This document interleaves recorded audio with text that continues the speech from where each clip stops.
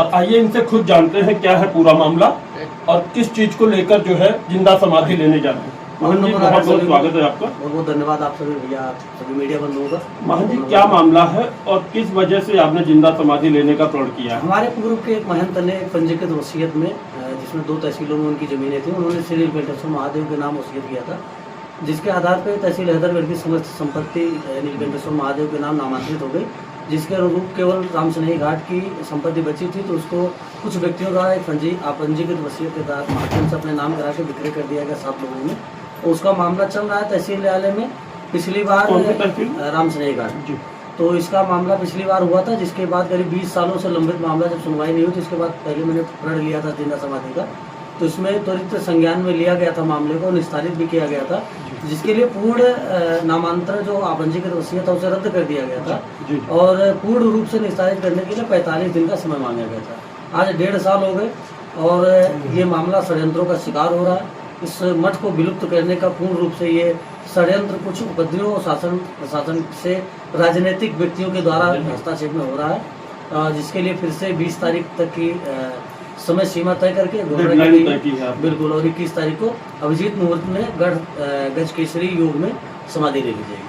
तो आपने शासन प्रशासन को इस संबंध में अवगत कराया है? जिलाधिकारी महोदय को पत्र दिया गया है, अखाड़े के सभापति महोदय को पत्र दिया गया है, इसके अलावा मुख्यमंत्री महोदय को पत्र लिख के पूरी मामले। शासन प्रशासन की तरफ से आपके पास कोई आया?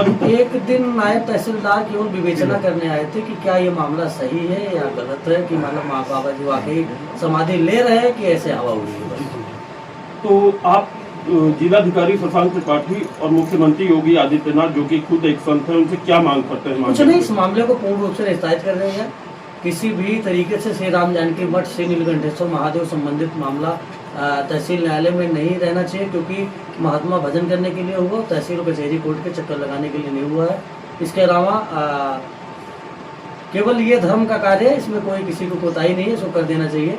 इसके लिए अगर जो प्राण हट का बात आई है तो इसको सरकार को गंभीरता से लेनी चाहिए। कितनी जमीन का मामला है मोहन जी? ये कुल 63 बीघे संपत्ति है, 10 काठे संख्या का मामला है।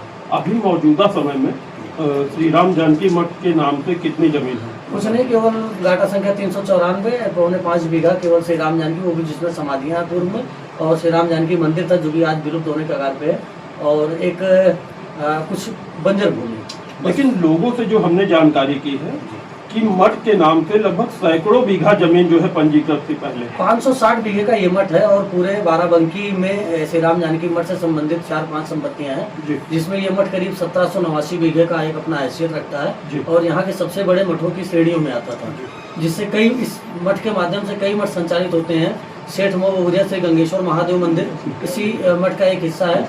मेड़ुआ ग्राम सभा में इस मठ से संबंधित जमीनें हैं। हरपालपुर, हैदरगढ़, बीजापुर, बरामा, गुस्सामऊ, इसके अलावा किठूरी में भी इस मठ से संबंधित है। बिठूर, उन्नाव में भी इसकी जमीन है। तो ये मठ का परिक्षेत्र जो है बहुत बड़ा है। मठ करीब 1189 बीघे से ऊपर, 1789 बीघे से ऊपर का है। लेकिन वर्तमान में जो मठ भवनियापुर की जमीन है और जमीन का मामला चल रहा है, ये 63 बीघे का चल रहा है। इसके पहले जो महंत और महात्मा यहाँ थे, उन्होंने अपने अपने नाम चढ़वा के जमीनों को संपूर्ण रूप से विक्रय कर दिया है। कुछ भी संपत्ति शेष नहीं रह गई है। बची कुची जो संपत्ति है उसकी लड़ाई चल रही है, वो भी विलुप्त करने का पूर्ण प्रयास किया जा रहा है, जिसके लिए मैंने एक समय सीमा तय करके 21 अप्रैल तक की समाधि लेने की घोषणा करके शासन प्रशासन को एक चेतावनी दे रखी है। आपको क्या लगता है कि ये जो मठ के नाम जमीन है, इस फर्जीवाड़े में कौन कौन से लोग शामिल हैं? इसमें कई लोग हैं, समाज के कुछ एक वर्ग के लोग हैं, जिसमें कुछ नाम मैं आपको गिनाता हूँ। संतोष सिंह सकतपुर सोत और ग्राम प्रधान इस समय है संतोष सिंह सकतपुर सोत के। इसके अलावा शंकर गोस्वामी, उमा शंकर गोस्वामी, सुषमा देवी, विद्या देवी, महावीर, बराती लाल, इतने करीब बैनामा धारक है जिनके पास आज संपत्तियां हैं।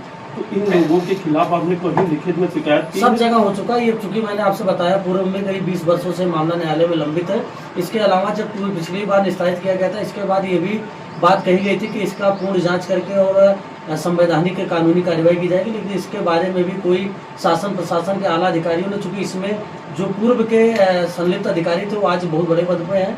बताते हैं जो भाई पिछली बार यहाँ बिंद साहब तो आज कहीं प्रयागराज में आयुक्त है किसी विभाग में, तो ऐसे अधिकारियों के खिलाफ कोई अधिकारी, छोटा अधिकारी अपनी कलम डालना नहीं चाह रहा है। तो आपने क्या समाधि लेने का पूरा पूरा मन प्रण बना कर लिया? रखा। हमारे जूना अखाड़े से महात्मा हमारे सगे संबंधी सभाना प्रारंभ कर चुके हैं। 19 तारीख को संपूर्ण नागा समाज एवं करदर्शन परिवार साधु संत यहाँ आ जाएंगे। इसके अलावा 20 तारीख तक का समय है सरकार के पास। मामले को जहाँ तक निस्तारित करा लें ज़्यादा बढ़िया है, नहीं तो प्रशासन और महात्माओं की एक झड़प होगी। चूंकि मैं जब समाधि लूंगा ये कठोर सत्य है, ऑडिग है, तो इसके लिए भी प्रशासन से चाहे दो हाथ ही करना पड़ेगा। तो उसके लिए भी हम नागापुर तैयार हैं। यहाँ पे दिखा दीजिए, और भी महान बैठे हुए हैं और कुछ समाज सेवी आए हुए हैं यहाँ पे। दो हाथ के लिए तैयार हैं।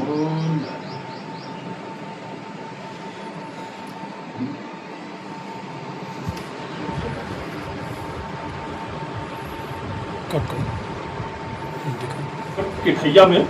और आपको बता दें कि एक नागा साधु जिसको कि दीन दुनिया से कोई मतलब नहीं होता है, वो आज एक जमीन के लिए, जो कि मठ की जमीन है और सैकड़ों बीघा जमीन है कुल मिलाकर, तो जमीन के लिए एक मठ अपने प्राण त्यागने को मजबूर है।